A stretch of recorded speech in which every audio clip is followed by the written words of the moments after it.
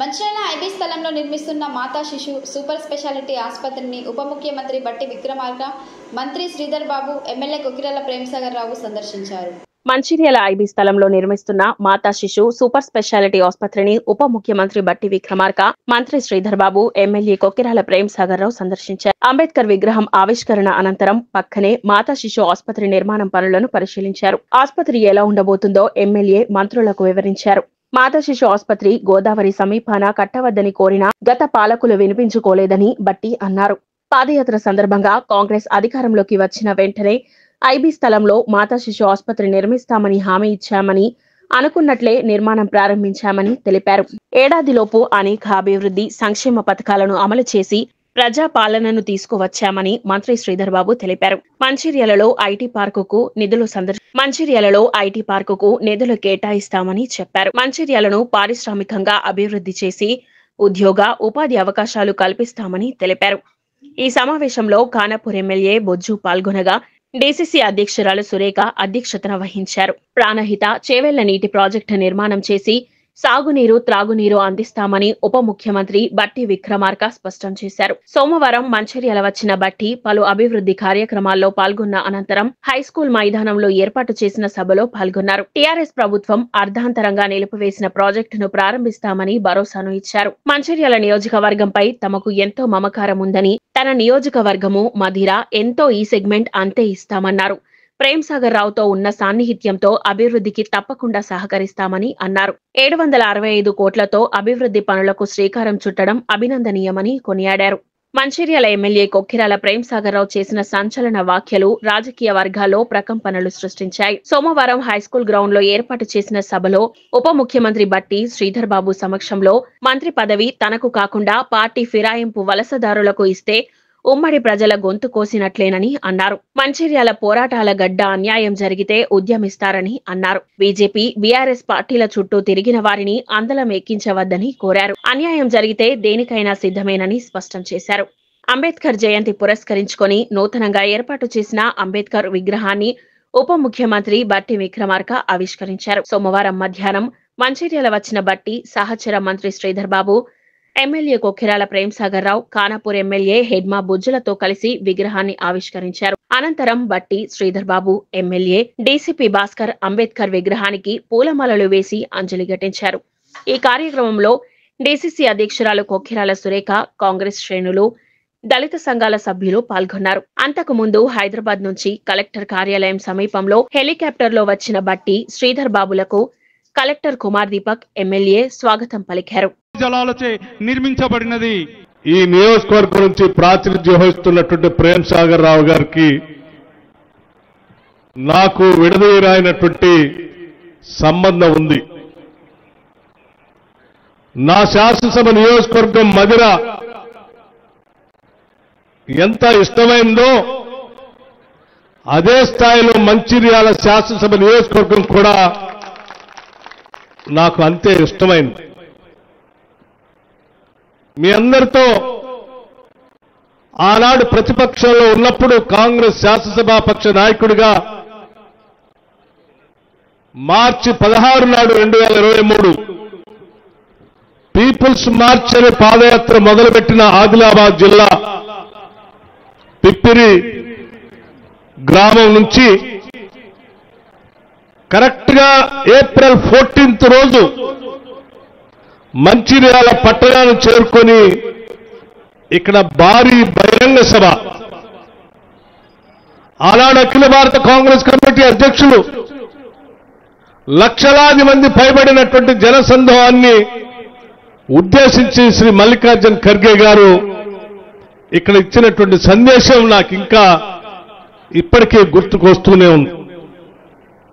ఆనాడే మీరు తరలి వచ్చి రేపు జరగబోయేటువంటి సాధారణ ఎన్నికల్లో ఈ రాష్ట్రంలో కాంగ్రెస్ పార్టీ ప్రభంజనం సృష్టించబోతుందని చెప్పి ఆనాడే మీ సభ ద్వారా ఈ రాష్ట్రానికి మా అందరికి కూడా సంకేతాలు ఇచ్చినటువంటి సందేశాన్ని నేను ఇప్పటికీ మర్చిపోలేను.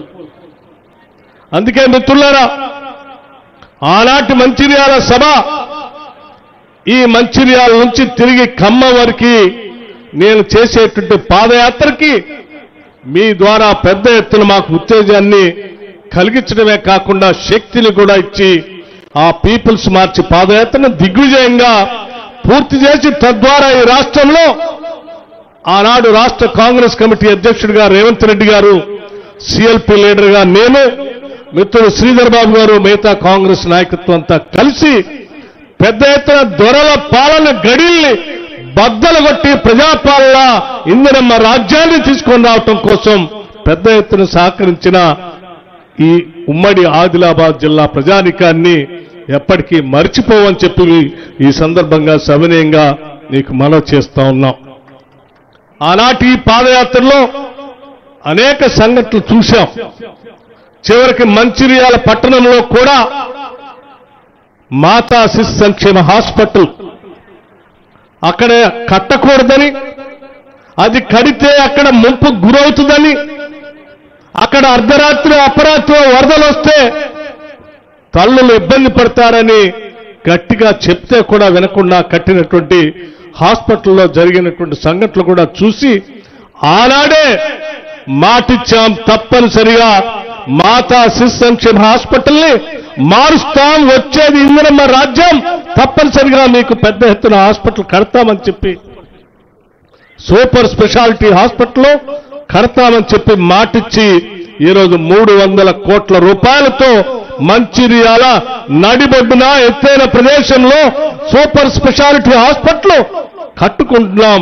చూసొచ్చి మీ అందరితో ఈ సంతోషాన్ని కూడా పంచుకుంటున్నాం.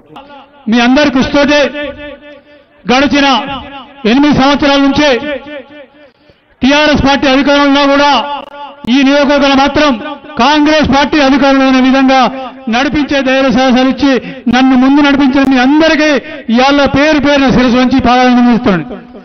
ఇవాళ ఇప్పటి వరకు కాంగ్రెస్ పార్టీ కార్యక్రమాలు కానివ్వండి, పార్టీ ప్రభుత్వ కార్యక్రమాలు కానివ్వండి, అన్నిట్లో మంచిర్యాల నియోజకవర్గం ముందుంది. అధికారం వచ్చిన తర్వాత ముందుంది. దానికి సహకరించిన మీ అందరికీ మరొకసారి వందనాలు. ఇప్పటికీ చాలా ఇబ్బందికరమైన పరిస్థితుల ప్రోగ్రాం క్యాన్సిల్ చేస్తే మంచిర్యాల ప్రజలకు, కార్యకర్తలకు, నాయకులకు నా మాట పోతేనే ఉద్దేశంతో ఊపిరి సల్పని కార్యక్రమాల మధ్య ఈ కార్యక్రమానికి వచ్చిన సహోదరుడు, రాష్ట్ర ఉప ముఖ్యమంత్రి, ఆర్థిక మరియు విద్యాశాఖల మంత్రి పెద్దలు బట్టి విక్రమార్క గారు, ఇవాళ వారి గురించి ఒక 2 నిమిషాలు మాట్లాడక తప్పదు. వారికి ప్రభుత్వం వచ్చిన తర్వాత ఆర్థిక శాఖ ఇచ్చి టీఆర్ఎస్ వాళ్ళు ఏమనుకున్నారంటే ఇది మొత్తం దివాళం చేసింది, ఈ ముఖ్యమైన ఆర్థిక మంత్రి కూడా నేను జుట్టు వీక్కొని వెళ్ళిపోతాననే ఒక ఆలోచనతో వాళ్ళు ఇచ్చారు. కానీ ఇచ్చింది ఏంటంటే ఖాళీ చిప్ప, భుజం వేసుకున్న సంచి, ఇవి 2 మాత్రమే ఇచ్చింది వాళ్ళు. అటువంటి పరిస్థితుల ఒక చిన్న సమస్య, చిన్న మహాభారతం గురించి ఒక చిన్న ఒకటి నిమిషం చెప్తాను నేను. మహాభారతంలో 13-14 రోజుల వనవాసం స్టార్ట్ చేసిన తర్వాత దుశ్శాసనుడు బాగా కోపిస్తే అతడు దుర్యోధన దగ్గరకు ఏదో కోపం చేయబోతే, లేదు మా అన్నలు అక్కడ మీకోసం వెయిట్ చేస్తాను, అక్కడికి వెళ్ళండి. దుర్దోషం ఏంటంటే అక్కడ అన్నం అయిపోద్ది, ఖాళీ ఉంటుంది కాబట్టి వాళ్ళని శపించాలనే ఉద్దేశంతో అక్కడ పంపిస్తే వాళ్ళు వచ్చి ద్రౌపదిని కలిసి, అమ్మ మేము భోజనం చేసి వస్తాం, మాకు భోజనం తయారు చేయండి, నేను మధ్యలో పోయి స్నానం చేసి వస్తామని చెప్పడం జరిగింది. ఆ తల్లి ఎక్కడ చూస్తే ఏం దొరుకుతలేదు, కాలి చిప్ప కనబడుతుంది, ఒక్క మెతుకు కనబడుతుంది. నెత్తి కొట్టుకున్న పరిస్థితులలో అప్పుడు వాసుదేవుడు కృష్ణుడు వచ్చి అన్న ఇట్లా వస్తుంటే ఈ ఒక్క మెతుకున్నదంటే ఉన్నదని చెప్పిన ఒక్క మెతుకు తింటే మొత్తం వాళ్ళు ఋషులు వచ్చి కూర్చున్న తర్వాత తింటే ఇట్లా మెతుకు దిగానే మొత్తం అందరికి కడుపు నిండిపోయినాయి, మాకు సరిపోతుంది, మాకు ఆయాసం అవుతుంది, పండుకుంటాం అనే విధంగా చేసిన. అట్లా వారికి అప్పచెప్పినా కూడా ఆ మెతుకు ద్వారా ఆర్థిక స్వాతంత్రాన్ని తీసుకొచ్చి ఈరోజు రాష్ట్రాన్ని ఇంత ముందు పదం తీసుకుపోతున్న మిత్రులు బట్టి విక్రమార్క గారికి, ఇక్కడ వేదిక మీద ముగ్గురం ఉన్నాం. ఇక్కడ ముగ్గురు గురించి ఒకటే మాట చెప్తా. బ్రహ్మ, విష్ణు, మహేశ్వరు. బ్రహ్మ మా పెద్దలు శ్రీధర్బాబు గారు, ఆయన రాసి పడేస్తే మాట్లాడేదే ఉండదు, రాసింది ఫైనలే. ఇక రెండోది విష్ణుమూర్తి, మూడోది నేను ముక్కోపి బోలాశంకర్ని. ఇక పాపం మధ్యలో బట్టి గారు నేను ఇచ్చిన వరాలు నా కోపాన్ని అటు శ్రీధర్బాబు గారు రాసిన రాతను ఈ బ్యాలెన్స్ చేయలేక ఆయన అవస్థ వర్ణాతీతంగానే పాపం గడిచిన 20 ఏళ్ళ నుంచి మమ్మల్ని మూత్తండి. ఈ రకంగా వారికి కృతజ్ఞతలు, ధన్యవాదాలు. ఖానాపూర్ ఎమ్మెల్యే ఆదివాసీ నాయకుడు బొజ్జు గారికి స్వాగతం. అదేవిధంగా ఇంకొక కామెంట్ కూడా పాస్ చేస్తే బట్టి గారి గురించి 75ల అప్పటి రష్యా అధ్యక్షుడు బ్రిజ్నెవ్ గారు ఇందిరాగాంధీ గురించి ఒక కామెంట్ చేసింది. She an uncomparable political genius in the contemporary world అని చెప్పి. అదే ఈ ప్రపంచంలో అతిపెద్ద జీనియస్ అని పూర్తి తెలుగు నాకు చెప్పస్తలేదు. కాలమాన పరిస్థితులకు అనుగుణంగా ఆమె పొలిటికల్ జీనియస్ అని చెప్పడం జరిగింది. మా బట్టి గారికి సూటికి 100% వర్తిస్తుంది. ఆకాశం మీద పడ్డా కూడా ఇంకా వాళ్ళే కదా పడ్డప్పుడు చూద్దామని కూలుగా నడిపిస్తాడు ఆయన. సో అందుకోసం చెప్తున్నా. ఇక రాజకీయాల గురించి నేను చెప్పడం అవసరం లేదు, వారికి బాగా చెప్తారు.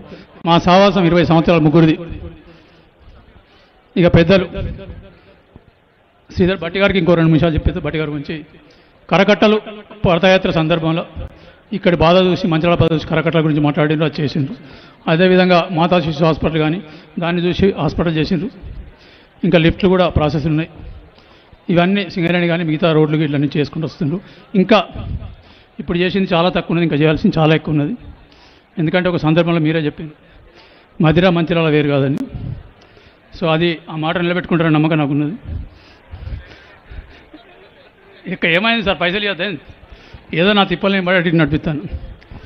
ఇంకా మిగతావి ఉన్నాయి, చాలా చెప్పాల్సిన టైం లేదు. వారు అధ్యక్షుడు ఇమీడియట్గా వెళ్ళాల్సి ఉంది. కాబట్టి పెద్దలు శ్రీధర్బాబు గారు మాకు అంటే నాకు అనే కన్నా మాకు అంటాను, మంచిర్యాల ప్రజలు కానీ మంచిర్యాల కార్యకర్తలు కానీ మంచిర్యాల ప్రజలకు కానీ నాయకులకు కానీ మాకు శ్రీధర్బాబు గారు మాకు అధికారం ఉన్నా లేకున్నా అండగా ఉన్నారు అని ఒక ధైర్యం, ఒక నమ్మకం. ఆపద వచ్చిన ప్రతిసారి నేనున్నట్టు ముందుకొచ్చి ఈ మంచిర్యాల నియోజకవర్గాన్ని కానీ మంచిర్యాల జిల్లాను కానీ ఉమ్మడి జిల్లాను కానీ ఒక వెన్నుపూసలా చూసుకున్న పెద్దలు శ్రీధర్బాబు గారికి ధన్యవాదాలు, కృతజ్ఞతలు. దీంతోపాటు వారి గురించి ఒక మాట చెప్తాను. ఇక్కడ ఈరోజు తెలంగాణ కీర్తి ఖ్యాతి ఈ జాతి గురించే ఖండాంతరాలు దాటించి ప్రపంచ దేశాలలో తెలంగాణ గురించి చెప్పిన ఐటీ మరియు ఇండస్ట్రియల్ రాష్ట్ర లెజిస్లేటివ్ వికాస శాఖ మంత్రి, ముఖ్యమంత్రితో పాటు ముఖ్యమంత్రి కూడా చాలా సందర్భాల్లో నాకు సంబంధం లేదు, మా మంత్రి గారే మొత్తం చూసుకుంటారని దావు వేదిక కానీ ఇంకే వేదిక కానీ చెప్పిన సందర్భాలు ఉన్నాయి. దాన్ని బట్టే శ్రీధర్బాబు గారు ఎంత దూరం పోయినని మీరు ఆలోచించుకోవచ్చు. ఇక మిగిలిందే ఆ కాన్స్టిట్యున్సీలో వారి నాన్నగారు కానీ వారు కానీ 8 సార్లు గెలిచారు. 8 సార్లు ఒక కాన్స్టిట్యున్సీ గెలవడం అనేది ఇప్పుడున్న ఈ కాంటెంపరీ వల్ల ఇది సాధ్యం కాదు. కానీ వారు గెలిచినంటే దాన్ని బట్టి అర్థం చేసుకోవచ్చు వారికి ఆ నియోజకవర్గ ప్రజలకు ఉన్న అనుబంధం సంబంధం, దానితో వారు గెలవడం జరిగింది. ఇక శ్రీధర్బాబు గారు చెప్తారు దీనికి సమాధానం. ఇండస్ట్రియల్ పార్కు శాంక్షన్ చేసిండ్రు, అయిపోయింది, శాంక్షన్ కూడా అయిపోయింది. డబ్బులు కూడా నాకు తెలిసి ఇంకొక వారం 10 రోజులు వస్తాయి. నిన్న టీడీటీ మన నమస్తే తెలంగాణ రాసిండు, అయిపోయింది 7 రాసిండట, వారే జవాబు చెప్తారు. ఇక మిగిలింది రాజకీయాలకు సంబంధించిన మట్టుకు శ్రీధర్బాబు గారిని ఖచ్చితంగా అపర చాణక్యుడు అని చెప్తే ఈరోజు అపర చాణక్యునికి ఎన్ని లక్షణాలు లేవు, శ్రీధర్బాబుకి అన్ని లక్షణాలు ఉండి ఇవాళ అసెంబ్లీని కానీ ప్రభుత్వాన్ని కానీ ఇద్దరు కలిసి మీదేసుకొని ముఖ్యమంత్రితో పాటు నడిపిస్తున్నారు. వాళ్ళ గురించి ఎంత చెప్పినా తక్కువనే, సమయం లేదు కాబట్టి ఎక్కువ చెప్పకుండా మంచిర్యాల ప్రజలు, మంచిర్యాల కార్యకర్తలు, మంచిర్యాల నాయకులు ఏదైతే రాజు